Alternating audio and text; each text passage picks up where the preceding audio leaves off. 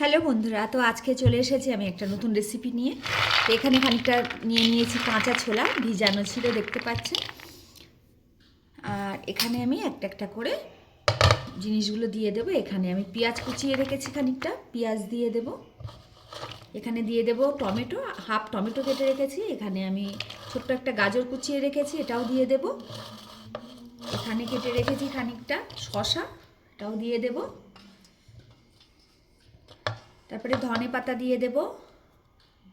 ধনে পাতা কুচি দিলে খেতে ভালো লাগবে, এই জন্য ওটাও দিয়ে দিলাম। এখানে আমি খানিকটা তেঁতুল ভিজিয়ে রেখেছি, দেখতে পাচ্ছেন তেঁতুল পানি দিয়ে ভালো করে ভিজিয়ে রেখেছিলাম, সেটাও আমি এর মধ্যে দিয়ে দেব। মানে টক না হলে তো ভালোই লাগবে না, টক তো অবশ্যই দরকার। দিয়ে দেবো এখানে একটু সর্ষের তেল, এখানে অল্প একটু সর্ষের তেল দিয়ে দেব। দিয়ে দেবো একটু চাট মশলা আর জিরের গুঁড়ো একসঙ্গে। আর এখানে দিয়ে দেবো একটু লবণ, অল্প করে লবণ দিয়ে দেব।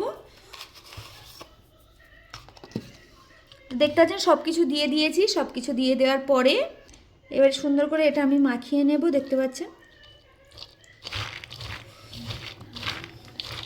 তো এইভাবে মাখিয়ে মানে আপনারা যারা ডায়েট করেন তাদেরাও খেতে পারবেন, আর যারা এমনিতে খেতে মানে এরকম জিনিস খেতে ভালোবাসেন, মানে সব ধরনের মানুষ এগুলো ভালোবাসবে, বাচ্চা থেকে বুড়ো থেকে। আর সন্ধ্যেবেলা যদি এইভাবে কিংবা দুপুরবেলা বসে বসে মাখিয়ে খাওয়া যায় তো খুব ভালো। তো দেখতে পাচ্ছেন আমি খুব সুন্দর করে মাখিয়ে নিয়েছি। তার উপরে তেঁতুল দিয়ে তেঁতুলের দানাগুলো আমি এইভাবে ছাড়িয়ে ফেলে দেবো, কেননা দানা গালে পড়লে আপনার মানে ছোলার মতো বুঝতে পারবেন না, তো সেই জন্য এটাগুলো আমি ছাড়িয়ে ফেলে দেবো। তা আমি এই যে দানাগুলো তুলে তুলে ফেলে দিচ্ছি, কেন আমি দানা রাখবো না এর মধ্যে, গালে যদি পড়ে। তো এই যে আমি ছোলাটা সুন্দর করে মাখিয়ে নিয়েছি এবং সব কিছু দিয়ে দারুণ খেতে। তো দেখুন,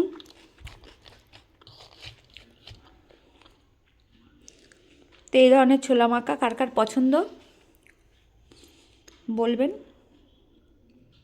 আর পাশে থাকবেন। আর এই খেলেও খুব হেলদি, খুব হেলদি। প্রত্যেকদিন 5টার সময়, আপনার 4টে থেকে 5টার মধ্যে এটা আপনারা যারা ডায়েট করেন তারা খেতে পারবেন, পেট ভরা থাকবে।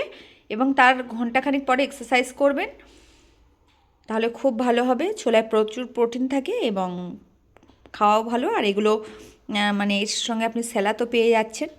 তো পাশে থাকবেন, ভালো থাকবেন, সুস্থ থাকবেন। টাটা।